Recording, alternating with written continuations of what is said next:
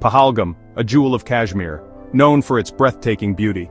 On April 22, 2025, this tranquility was shattered. Terrorists struck in the picturesque Baisaran Valley. The attack left 26 innocent people dead. Tourists, locals, men, women and children all fell victim to the carnage. The idyllic meadows of Pahalgam were stained with the blood of innocents. India mourned, the world watched in horror. The attack bore the signature of cold-blooded brutality. Victims were forced to recite the Kalma before being shot point-blank. Some were seemingly executed, their bodies left as a grim spectacle. The terrorists, armed with AK-47s and M4 assault rifles, showed no mercy. They vanished into the mountains, leaving behind a trail of death and destruction. The world watched in horror as news of the attack spread like wildfire. Social media was flooded with images and videos, each more heart-wrenching than the last. The attack served as a stark reminder of the vulnerability of innocent lives in the face of terror. It was a day that would forever be etched in the memory of Kashmir and the world. The attack on Pahalgam was not just an attack on a place, it was an attack on the very idea of peace and harmony. It was a reminder that the forces of darkness are always lurking, waiting for an opportunity to strike. And when they do, they leave behind a trail of devastation that takes years, if not generations, to heal.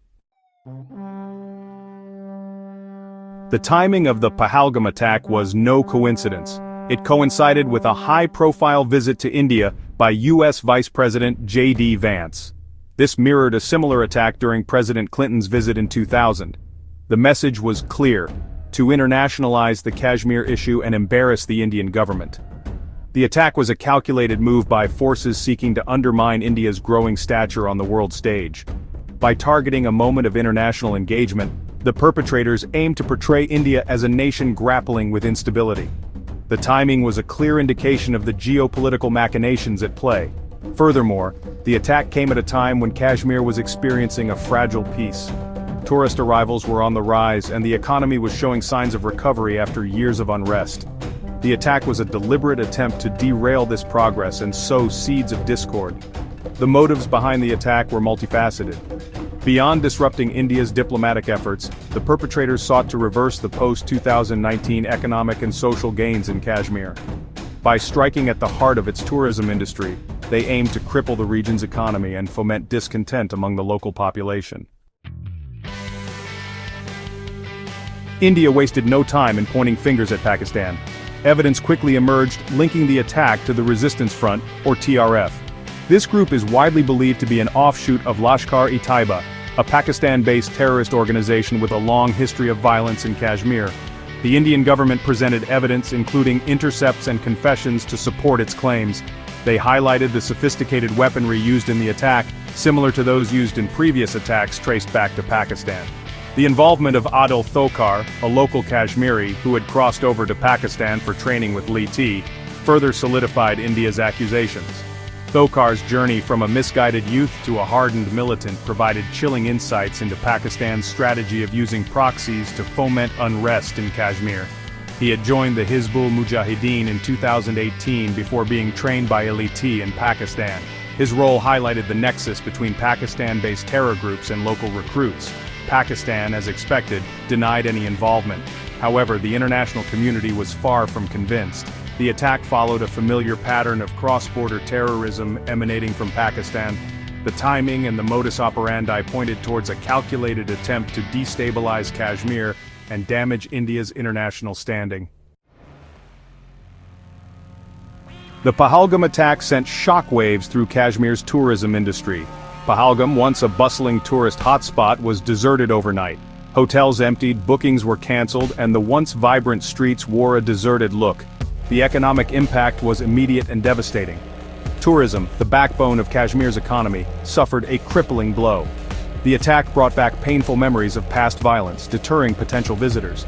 The images of the attack, widely circulated in the media, painted a picture of fear and instability, further damaging the region's image. The social impact was equally profound. The attack shattered the sense of normalcy that was slowly returning to Kashmir. People were afraid to venture out, businesses remained shut, and a pall of gloom descended over the valley. The attack had eroded the hard-earned sense of security and peace, leaving the people traumatized. The attack served as a grim reminder of the human cost of terrorism. Beyond the immediate casualties, the attack left behind a trail of shattered families, orphaned children, and a community grappling with grief and trauma. The economic and social fabric of Kashmir had been dealt a severe blow, the scars of which would take years to heal. Section 5. India's retort, diplomatic and security measures.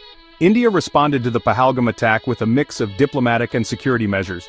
It launched a diplomatic offensive to isolate Pakistan, suspending the Indus Waters Treaty and expelling Pakistani diplomats. The message was clear. Pakistan would be held accountable for its actions. India's decision to suspend the Indus Waters Treaty, a landmark agreement governing water sharing between the two countries, was a significant move. It signaled India's willingness to use all tools at its disposal to pressure Pakistan. The expulsion of diplomats further escalated tensions between the two nuclear-armed neighbors. On the security front, India launched a massive manhunt to track down the perpetrators. The National Investigation Agency, or NIA, took over the investigation, and forensic teams combed the attack site for clues. The border with Pakistan was put on high alert, and security forces were given a free hand to deal with any infiltration attempts. The government imposed stricter border controls, increased surveillance along the line of control, or LOC, and launched targeted operations against militant hideouts. The aim was to dismantle the infrastructure that supported cross-border terrorism and send a strong message of deterrence. Section 6. The world reacts, condemnation and calls for restraint. The international community condemned the Pahalgam attack in the strongest possible terms. The United States, France, the United Kingdom, Qatar, and even China, traditionally a close ally of Pakistan, expressed their condolences and called for those responsible to be brought to justice. The widespread condemnation highlighted the global consensus against terrorism and the growing isolation of Pakistan. The attack put Pakistan under intense international pressure to rein in terror groups operating from its soil. Despite Pakistan's denials, the international community remained unconvinced. However, alongside condemnation, there were also calls for restraint. The international community urged both India and Pakistan to avoid any actions that could further escalate tensions. The fear was that any miscalculation could spiral into a larger conflict, with disastrous consequences for the region. The attack presented a diplomatic tightrope walk for India. While there was international pressure to show restraint, there was also domestic pressure to respond forcefully. Balancing the need for a strong response with the need to avoid escalation became a key challenge for Indian policymakers. Section 7. The investigation unfolds, unraveling the conspiracy. The investigation into the Pahalgam attack was swift and multi-pronged. The NIA, working with local police and intelligence agencies, pieced together the movements of the terrorists. They relied on eyewitness accounts, forensic evidence, and technical surveillance to track down the perpetrators. A crucial breakthrough came from a local photographer who had inadvertently captured footage of the terrorists on his camera. This footage, along with other evidence gathered from the attack site, helped investigators identify the terrorists and establish their links to Pakistan-based terror groups. The investigation revealed the meticulous planning that went into the attack. The terrorists had infiltrated from Pakistan-occupied Kashmir, trekking for days through difficult terrain to reach their target. They had established a network of local support, highlighting the challenges of combating terrorism in a complex and volatile region. The investigation is ongoing, with efforts focused on dismantling the entire network involved in the attack. Interrogation of captured suspects and analysis of seized materials are providing valuable insights into the operational capabilities and future plans of the terrorist organization. Section 8. Balancing Act India's Security Dilemma. The Pahalgam attack presented India with a complex security dilemma. On the one hand, there was immense pressure to respond decisively to avenge the loss of innocent lives. On the other hand, India had to be mindful of the risks of escalation and the potential for a wider conflict with Pakistan. The attack sparked a debate within India about the best course of action. Some advocated for a military response, arguing that only a strong message would deter future attacks. Others cautioned against rash action, emphasizing the need for strategic restraint and diplomatic solutions. The Indian government ultimately chose a calibrated approach. It combined diplomatic pressure with targeted military operations, aiming to punish the perpetrators without provoking a full-blown war. This approach reflected India's evolving security doctrine, which emphasizes a mix of hard and soft power. The Pahalgam attack highlighted the challenges India faces in a volatile neighborhood. It underscored the need for a robust counter-terrorism strategy that combines intelligence gathering, border security, and international cooperation. The attack also highlighted the need for a long-term approach to address the root causes of terrorism in the region. Section 9. A Fragile Peace: The Long Road Ahead.